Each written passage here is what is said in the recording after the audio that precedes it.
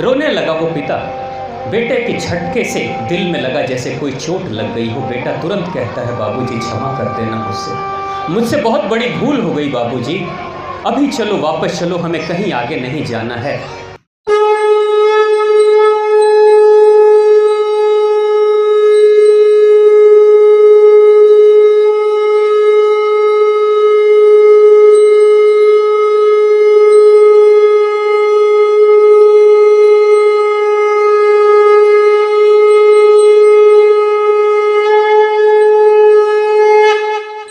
ओम श्री कालिके शुभदेवी सूर्यकूट निवासने रक्षमार्त महामाय विश्वरूपे नमस्तुते।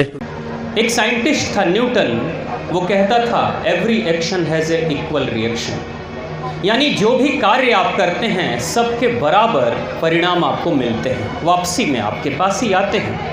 यानी आप अच्छे कर्म करेंगे वो भी आपके पास वापस आएगा, जो बुरे कर्म करेंगे वो भी आपके पास वापस आएगा।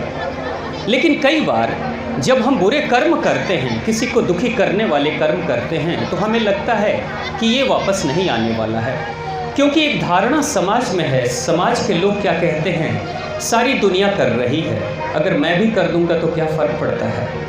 लेकिन ये बात कहने वाले ये नहीं समझ पाते हैं कि सारी दुनिया जिस दिन उस पाप की सज़ा भुगतेगी, उस दिन हमें भी भुगतना पड़ेगा। एक बार की बात है, दिल्ली के एक दंपति, आजकल संयुक्त परिवारों का चलन खत्म होते चला जा रहा है। एक समय था जब बहू बेटे के साथ में दादा दादी नाना नानी सभी एक साथ संयुक्त परिवार में रहते थे। लेकिन अब धीरे धीरे इस मॉडर्न आधुनिक युग में ये चलन खत्म होते चला जा रहा है। नई नवेली दुल्हन की शादी हुई थी। बेटा और बहू दोनों ने ये निर्धारित किया कि हम शहर में जाकर रहेंगे। दोनों रहने लगे। बूढ़े पिता साथ में रहते थे, लेकिन बेटे और बहू को ऐसा लगा कि बूढ़े बाबूजी के रहने से हमें कुछ तकलीफ हो रही, हमारी आज़ादी खो रही है। तो दोनों ने बात करके और आपस में निर्णय किया कि बाबूजी को हम किसी वृद्धा आश्रम में ले जाकर अच्छे स्थान पर रखते हैं। तो बेटा जाता है, दिल्ली से निकलता है और वृंदावन के एक अच्छे से वृद्धा आश्रम में जाकर वो बात कर लेता है और कह देता है कि महीने में जो खर्च आएगा सब कुछ मैं दे दूंगा, मेरे बाबूजी आकर यहाँ रहेंगे। बातचीत करके वो तिथि निर्धारित करके चला जाता है। जब बाबूजी को जाकर सूचना बेटा करता है कि बाबूजी, एक बहुत सुंदर वृद्धा आश्रम है, धार्मिक स्थल है वृंदावन में, वहाँ पे आप रहोगे, भजन कीर्तन करोगे, वहाँ मैं बात करके आया हूँ, किसी तरह का कोई कष्ट नहीं होगा। मैं चाहता हूँ कि जीवन के अंतिम समय में आप भगवान का भजन करो, इसलिए मैं चाह रहा हूँ कि आप वहाँ चलो। बाबूजी तो समझ गए, बाबूजी तो कुछ भी हैं तो बाबूजी हैं ना, बेटा तो छोटा ही है। अनुभव के आधार पर बाबूजी ने समझ लिया कि इनडायरेक्टली बाबूजी को कह रहा है बेटा कि अब इस घर को अब छोड़कर चले जाओ। एक बूढ़े पिता की अंतिम ख्वाहिश होती है कि अंतिम समय तक वो अपने घर को ना छोड़े। कोई भी माता पिता नहीं चाहता कि सपनों का बनाया हुआ उसका खुद का घर अगर छूटे भी तो उस समय जब अंतिम सांस चली जाए, यानी कि इसी घर से हमें गुजर के जाना है। लेकिन उस पिता को जब बेटा कहता है कि बाबूजी मैंने वृंदावन में बात कर ली है, तो बाबूजी रोने लगे, आंखों से आंसू गिरने लगे। तो बेटा कहता है बाबूजी आप चिंता नहीं करना, मैं हूँ ना, हर हफ्ते आया करूँगा, किसी तरह का कोई कष्ट नहीं होगा, मैं ध्यान रखूँगा। पिता कुछ नहीं बोल पाए और पिताजी बिना मन के भी अपने कपड़ों को तैयार कर लिया था। दूसरे दिन की ट्रेन पकड़नी थी। बाबूजी दिल्ली से होकर चल पड़े। दिल्ली से कोई ट्रेन मिली, बीच रास्ते में ट्रेन को बदलना था। प्लेटफार्म पे उस ट्रेन को बदलने के समय दोनों लोग, पिता और बाबूजी दोनों बैठे हुए थे प्लेटफार्म पे। दूसरी ट्रेन आएगी उसके इंतज़ार में। पिताजी की आंखों से आंसू गिर रहे थे, पिताजी रो रहे थे। बेटा कहता है कि बाबूजी क्या घर छोड़कर आ रहे हो, इसलिए घर की याद आ रही है तभी आपको रोना आ रहा है?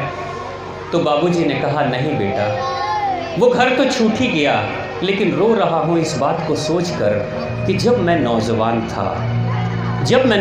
था और जब मैं दिल्ली में रहता था तुम्हारी तरह, तो मैं भी अपने बूढ़े पिता को यही समझाया था कि वृंदावन में एक वृद्धाश्रम में मैंने बात कर लिया है, जीवन के अंतिम पड़ाव में आप भी भजन कीर्तन करना और हर हफ्ते मैं आया करूँगा आपके पास। मैं रो रहा हूँ इसलिए क्योंकि ये वही प्लेटफॉर्म है, वही स्टेशन है जहाँ मैं अपने बाबूजी को लेकर बैठा था और ट्रेन का इंतज़ार हम लोग कर रहे थे। आज एक झटके में मुझे वो बात याद आ गई कि मेरे बाबूजी को मैं यहीं लेकर बैठाया था वृंदावन ले जाने के लिए। आज मेरा बेटा मुझे भी लाकर यहीं बैठा दिया है वृंदावन आगे ले जाने के लिए। रोने लगा वो पिता।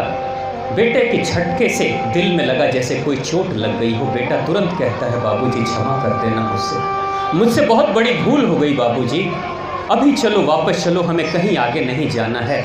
पिता ने कहा कि क्यों नहीं जाना है? तो बेटा कहता है कि याद आ गया बाबूजी, आपने अपने पिताजी के साथ जो किया आपका बेटा दोहरा रहा है, मैं जो करूँगा मेरा बेटा भी दोहराएगा, इसलिए अब कहीं आगे नहीं जाना है, पीछे चलो वापस। न्यूटन यही कहता है कि प्रत्येक क्रिया के विपरीत प्रतिक्रिया होती है। जो हम करते हैं वही हमको दोबारा मिलता है। चिट्ठियाँ जो हम लिखते हैं जवाब हमारे पास ही लौट कर आता है। यही ज़िंदगी का नियम है। जो पुण्य हम कमाएंगे वही लौट कर हमारे पास आएगा। कई बार कई माता पिता को मैं सुनता हूँ, वो कहते हैं, जिनकी संतानें नहीं हैं, वो कहते हैं कौन हमारे नाम को याद रखेगा।